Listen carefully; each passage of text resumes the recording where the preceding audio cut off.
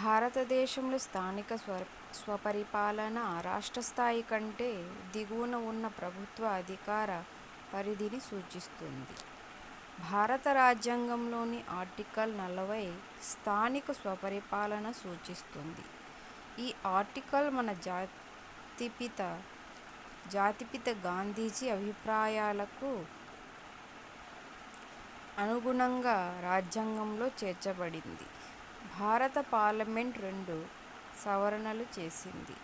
1992 సంవత్సరంలో చేయబడిన 73వ రాజ్యాంగ సవరణ గ్రామీణ ప్రాంతాల్లో స్థానిక స్వపరిపాలనను, 74వ రాజ్యాంగ సవరణ పట్టణ ప్రాంతాల్లో స్థానిక స్వపరిపాలనను ఏర్పాటు చేశాయి. ఈ సవరణల ప్రకారం ఆంధ్రప్రదేశ్ ప్రభుత్వం పంచాయతీరాజ్ చట్టం 1994ను చేసి రాష్ట్రంలోని గ్రామీణ మరియు పట్టణ ప్రాంతాల్లో స్థానిక స్వపరిపాలనను ఏర్పాటు చేసింది.